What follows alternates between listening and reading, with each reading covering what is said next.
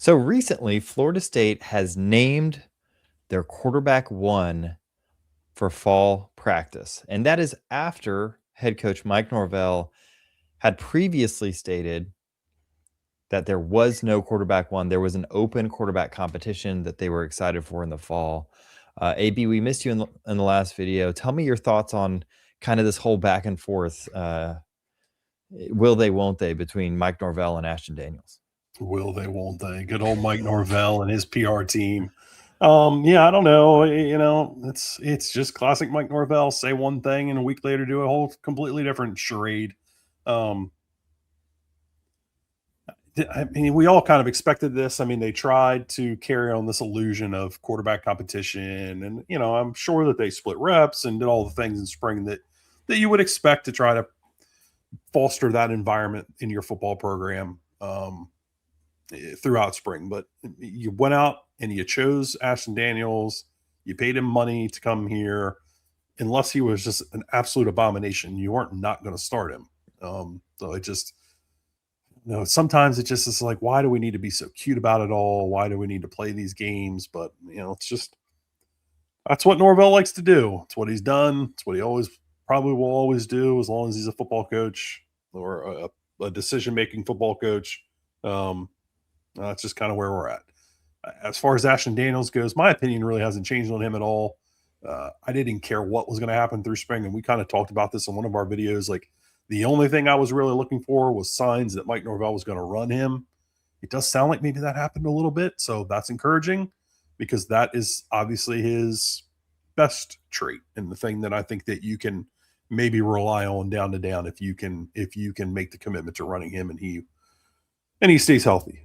So this is just for those of you out there that read or listened to Mike Norvell's end of spring press conference or on the site and you were reading Brendan's recap of it, and it was like, oh, we're going to go into the summer and we're not really sure. It's like, what the hell happened a week later?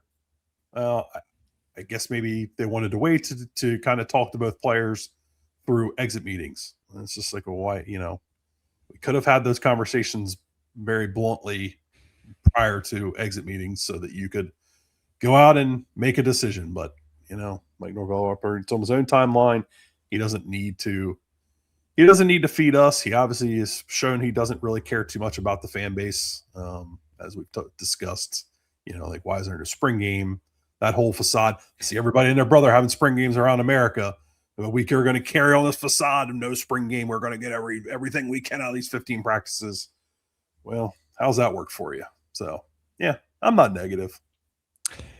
Yeah, I think there's part of me that feels a little bit like a hypocrite being like, well, a week ago we're on and we're talking about, how we want them to name a quarterback one, how it seems, fake that they're not. And, you've got this transfer quarterback and now we're complaining that they're naming Ashton Daniels at quarterback one. But the heart of it to me is that, like, I didn't really care who they named at quarterback one. Mm-hmm.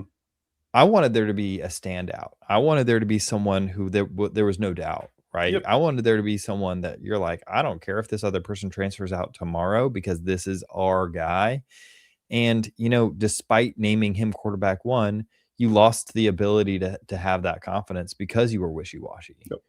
And I think that plays into it, right? So this whole fall, the fan base and kind of the discussions have been, what about Kevin Sperry or Malachi Marshall?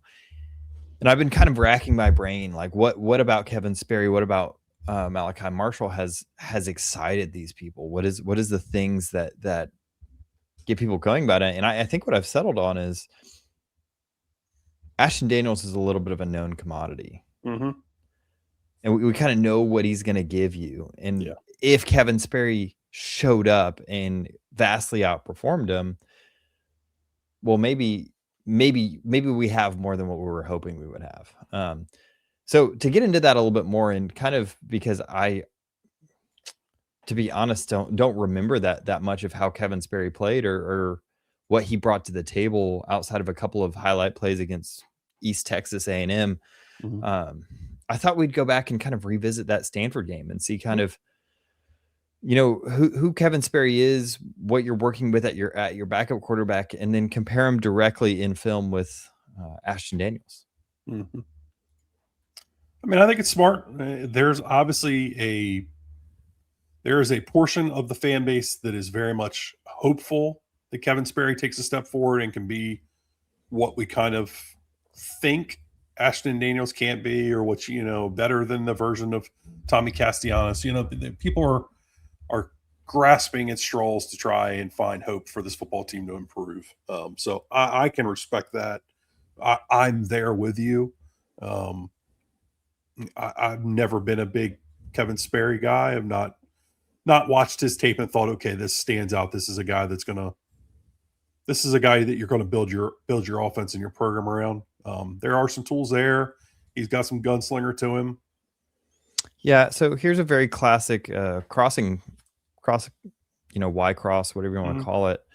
You got a go route here. You got this guy kind of sitting here, and then you got a crosser coming out across the field. And essentially what you're trying to do is isolate this guy, right? This is kind of a horizontal stretch at the end of the day, right? You see the safety going over top to go, so you drop it.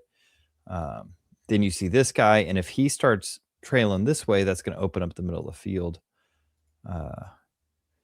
And I don't know. I would have liked to either see him fire this here because he didn't commit to that guy. You get 5-10 yards on second down, or hit this window if he felt like he was cheating here, right? So kind of allowed this defender to play both ways.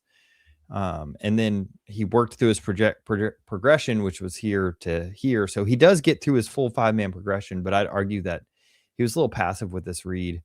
I would have liked throw this here, take the yards, because this guy's not breaking fast enough. You're not going to get that crosser over. I mean, I would argue he's in a big rush. So he's not, there's no patience there of allowing the play to kind of progress and get to even kind of get to his reads. I mean, his eyes immediately, he's off that, and then he's off the crosser, and he didn't really give the defender a chance to commit. He kind of committed the defender right away with his impatience. So yeah, he really is gone. You can count it, right? Yeah. He's looking go. He sees the safety over top. That's one. Then out route 2, he barely even glances at. He sees this guy cheating this way, so he's going to look crosser. Yeah, and if you've made the decision that he's jumped the flat route or the sit route out there, then the ball should be coming out on the crosser immediately, like right now, and you should be anticipatory throwing that guy open. Yeah, right. But he doesn't do that because there is a window there for it.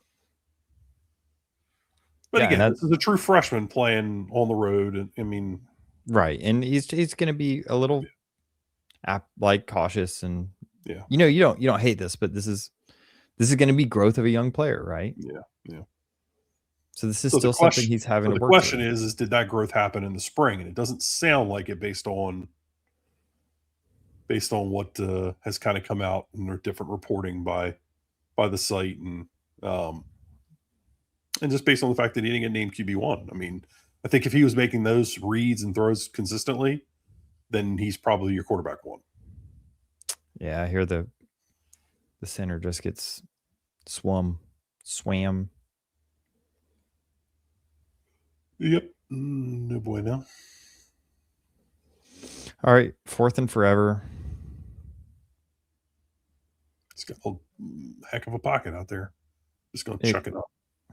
Yeah, there's a good pocket. He leaves this a little short, but yeah, it's 4th and forever. We can nitpick this one, but all right, second drive. What's the score? FSU's down a touchdown.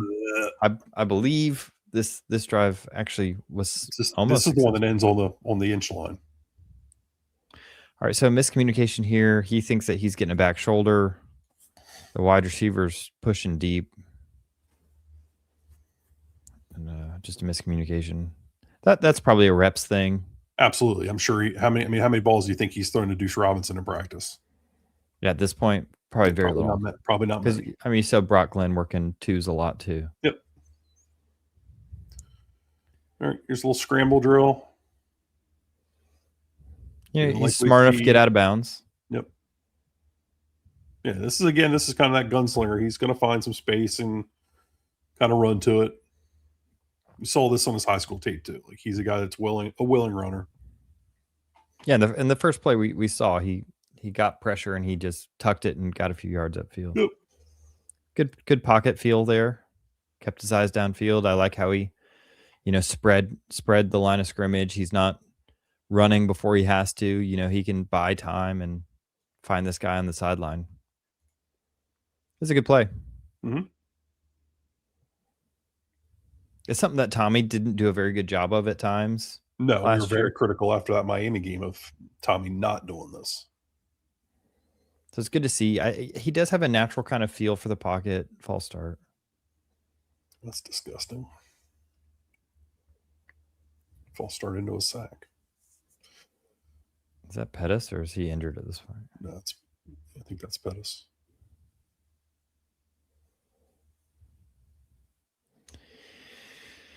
Yeah. Salchuk picked up a linebacker pretty well. Yeah, it's hard because you're working a pretty deep concept. We're not even to our cuts yet, and our right tackle's just whiffed. Yeah, hard to say much about Kevin Sperry when your $1 million right tackles getting busted up. I don't know if he made $1 million. I'm just throwing. I'm sure he made plenty of money though. All right, what are we working with? Just kind of hitches all around, incomplete pass. A little slow on it. You see, there's not a big arm there. Yeah, that's been a couple times where he's had to throw the ball downfield and the ball kind of just floats on him. Yep.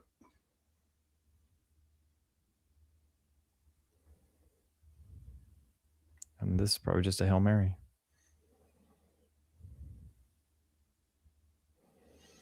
Yeah, not an especially strong arm. What we got from... Hold on. So when did we miss the down on the one drive? Where's that at? Oh, it was here. We caught this. Oh, we caught this. Okay. Yeah, I forgot all this. It was like 2 o'clock in the morning when I was streaming this. That was a fun stream. We live streamed this game. It was something. Fun, I'm not sure is how I'll classify it. But it was definitely something. No. They score here, right? Or is there... I think there's a pre-snap penalty. Because, I mean, I know... So we get a free play. They score here, and then Salchuk gets tackled on the 2. No, he gets tackled on 2 here. Or on the 1. Yeah, very close. I mean, and again, there's not much to say about Kevin Sperry here. He's just running. He has the ability to run this if that guy plays flat, but that guy never plays flat.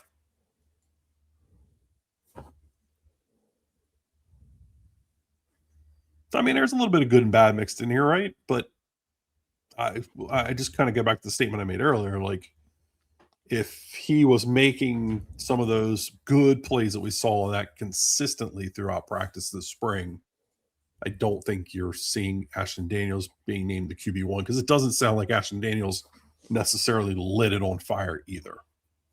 Yeah, and you can see the tools. He has a good feel for the pocket. I think he'll step into a throw. I think he's athletic enough, but I think there's questions about his arm strength, and he's going to be a young guy who's seemed a little rushed through the one real read that we saw, and it was perhaps a little slow to get to the next one. So let's watch it. We've already watched some of this Ashton Daniels film, but let's watch them back to back to kind of see, what we're working with here. So this is him leading in his best game against Vanderbilt. Yeah.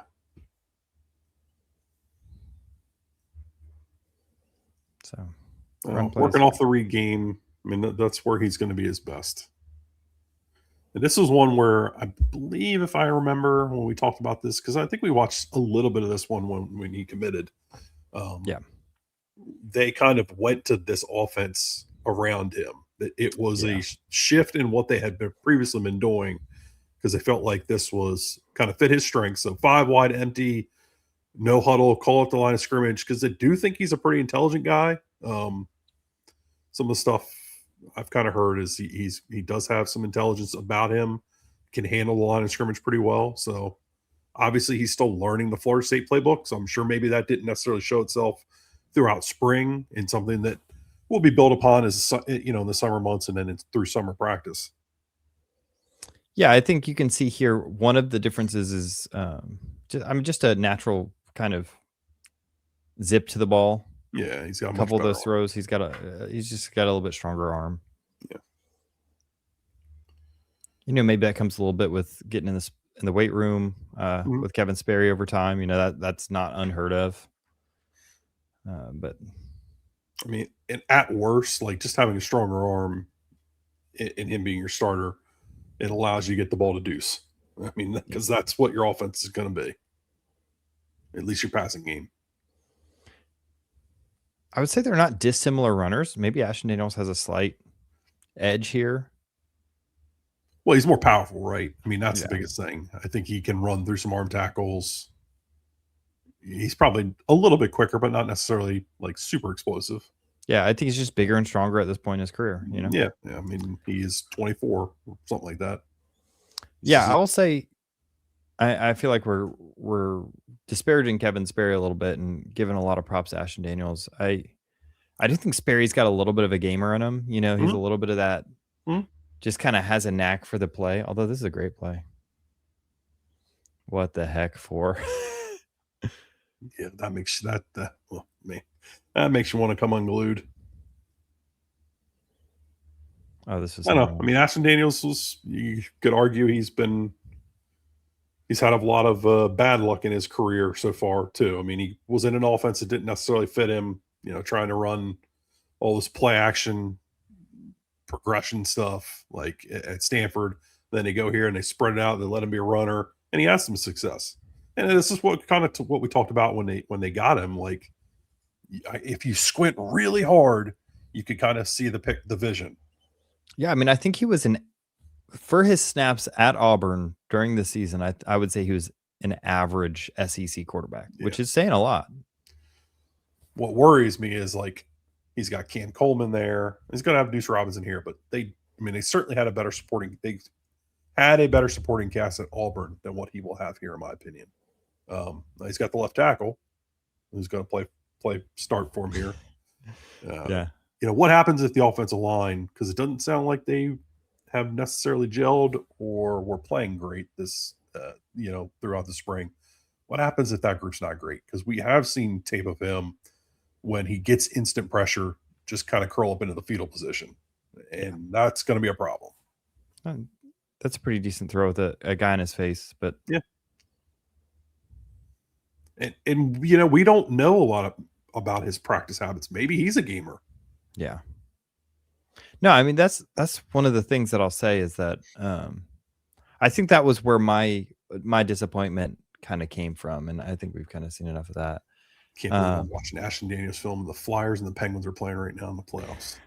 I think that's my disappointment is that there's something there to that Ashton Daniels film. Like, in my opinion, there's a nucleus of, a pretty strong arm guy, pretty athletic, big bodied. There's something there. And I think I was really hoping that he would come in and just show that, like, hey, on his third stop in his third place, now that he's the guy with a system that's more suited to him, that he's going to like kind of show the best parts of this and kind of really stand out as someone who can be a pretty decent quarterback. Yeah. And it sounds like he didn't really do that. It sounds like he kind of middled with Kevin Sperry, who maybe I'm being pessimistic, and Kevin Sperry just took a huge jump forward and looked like another dude. But like, I think the chances are that you saw more of the bad habits from Stanford come up. You saw more of the things that are negative that we've seen in the Auburn tape. I mean, that's his best game that we just pulled up. But yeah, I was kind of hoping that he'd be able to refine some of the good that he had last season and be a better quarterback than he was last season. And yeah, and again, it's important to remember, like, spring is spring. Spring is not. It is time to work on things, do install. Like it's not the end all be all of everything. But I think what's more concerning for me is not the news that Ashton Daniels is quarterback one. The more concerning thing for me is the news of kind of what's surrounding him And we'll get into that in other videos as we get into the off-season months. But as far as, Kevin or Ashton Daniels being named quarterback 1, that news just isn't shocking. And I think going back, tying this kind of back around to the beginning, like Mike Norvell, you knew it wasn't shocking to anybody. Why do we need to play these games? Can't we just be adults at this point? Can't we just have honest conversations about what's going on? Can't we just say Ashton Daniels is going to be our quarterback 1, and I don't need to play these games anymore? We're in year 7, year 6, year 7. God, I'm tired. I'm tired, Mike Norvell. And for someone who is so, like, every rep is so important, we can't have a spring game. Do you not think it's important that your QB1 would be losing reps throughout all of spring to a guy who's not going to be quarterback 1? Like, that seems like a big deal too, Yeah. But here we are complaining. I think we're just feeling rather pessimistic, and to be honest, I think frustrated with kind of where this product is as a whole. Not necessarily that this is a terrible roster that they've constructed or that they've done a bad job with where they were given this offseason. I want to give props to a little bit how they rebuilt through the portal. I think they did about as well as they could, given the circumstances. But they were circumstances that they made themselves, and at a certain point, they're not really giving too many reasons to be terribly excited about this program. So you could tell Trey's not here. We are going all over the place now. We are off the rails, Kev. Completely off the rails. Trey, save us, us, Trey. Well, thanks for joining us. I hope you guys enjoyed our little peek into some old film of the 2 quarterbacks that FSU is kind of going to be juggling in the fall. It looks like Ashton Daniels, quarterback 1. But next week we'll be back with Trey to help us film people stay on track, and we'll see you soon. Yeah, we're going to do a little Buyer Sinone. Well, you heard it here, folks. Buyer Sinone next week. See you guys.